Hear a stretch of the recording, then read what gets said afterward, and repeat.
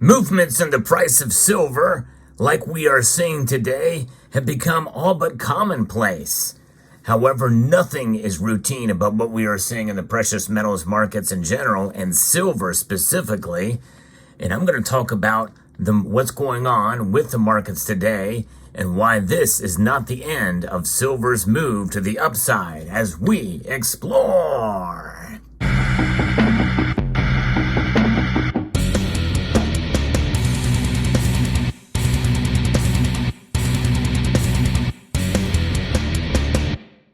It is official, and it has been for a while. I am bullish on silver, pretty much like most every other analyst out there. With that being said, I want you to understand that no one really knows the future in terms of where the price of silver could go, and it has surprised us in the past, mostly as a disappointment, hence why the gold to silver ratio has been so high and probably will continue to be high according to some reports and some analysts out there. Now, I'm going to talk a little bit about that, but before we get into what's going on with the bullish sentiment and why this is likely to continue to the upside, I'm talking about perhaps maybe even $30 by the end of the year. First, let's review what happened today in the markets.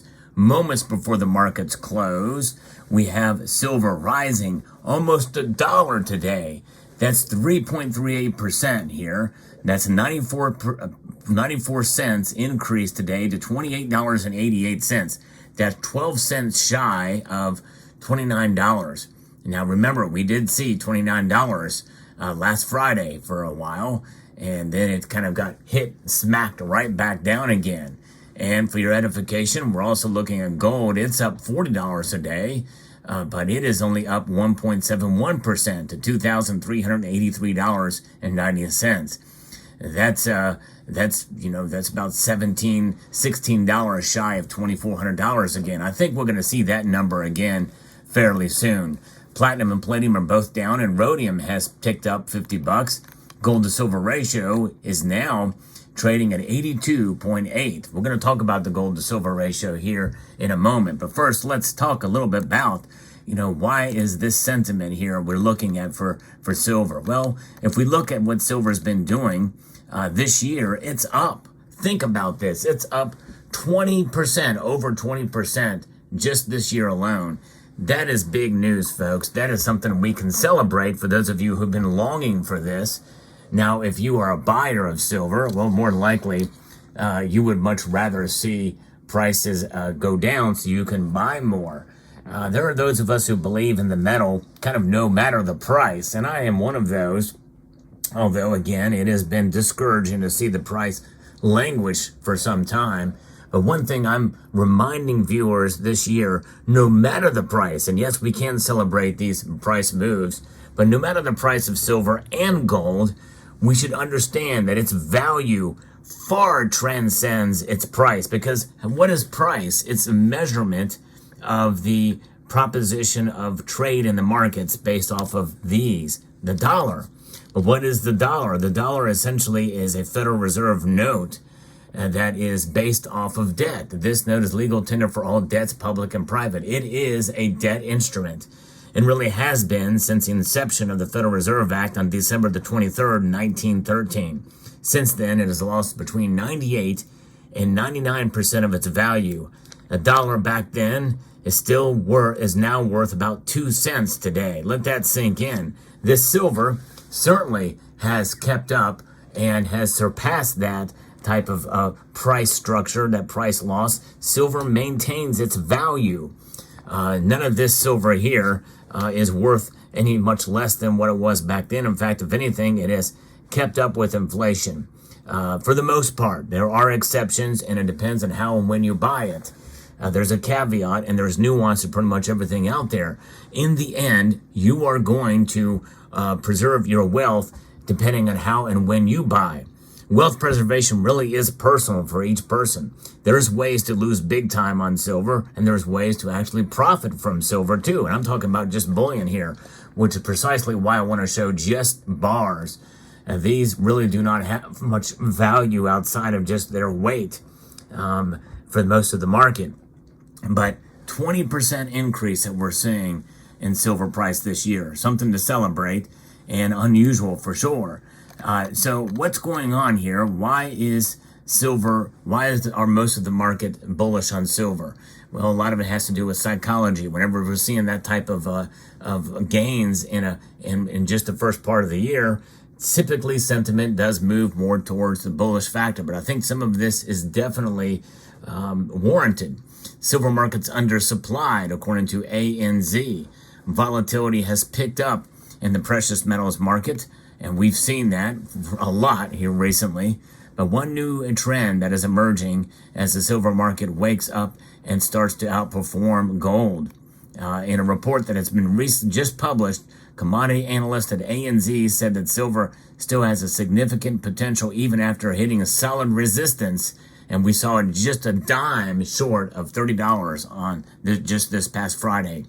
The gold market is starting the week with some consolidation, and the gold to silver ratio also continued to fall sharply. Like I said, right now it's just at 82, which is the lowest level we've seen since December. Analysts there expect that the gold to trade near $2,500 an ounce and silver to move to $31 an ounce by the end of 2024. At this point in time, that's not an unrealistic prediction.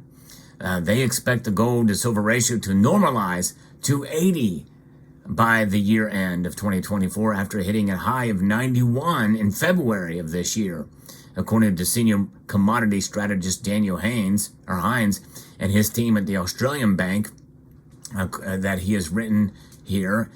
We lift our gold and silver price forecast trajectory through 2024 and 2025 as key market drivers, easing rate cuts and a weaker dollar, are yet to materialize. Now, we know about the tensions in the Middle East that appear to be easing, at least for now, after Iran's rocket and drone attack during the weekend. It was largely intercepted by Israeli and U.S. forces. Some analysts note that easing geopolitical risk creates less safe haven demand for gold, while market sentiment supports global economic activity, which boosts silver's industrial demand. And that could narrow the ratio a little bit. But notice that their predictions for gold to silver ratio is still right at 80. Right at 80. And I think that's the new, really we are starting to see a new normalization of the gold to silver ratio. But days like today, where silver far outperforms gold, I think if we continue to see that kind of move and we see 31, maybe even $32 silver, then I think we're going to probably see that ratio fall into the mid to high 70s, perhaps. And which would be welcomed. Now, this is interesting to see what's happening. Industrial demand being boosted for silver, along with its role as a monetary metal. Hines said that he expects silver to outperform gold as industrial demand picks up and supply remains constrained. In fact, I've talked about how India is importing a lot of silver, record amounts, and there's now talk that maybe China may be doing that as well, moving more towards silver. We've heard about some of the silver, some of the gold that's been bought in China, and I may do a video on that. I've got to do a little more research on it, but some of that gold has been deemed to be fake, so you got to be careful. They've got to be careful, and so then maybe move to silver, which is less likely to be faked. But it just depends. There's a lot of fake silver out there too. Slower mine production growth and strong industrial demand suggest supply is lagging demand. It will keep the market in a structural deficit.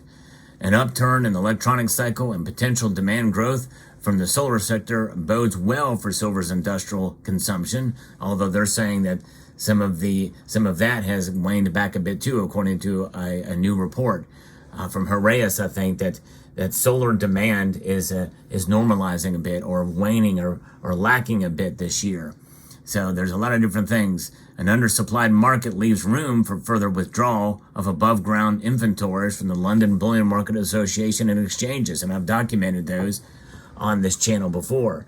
So we'll see. It's very interesting to all these different things that come about. I think there is, in a sense, pressure, at the very least, the COMEX and LBMA, especially mostly driven by India, I feel. So we'll see. We'll see how this plays out.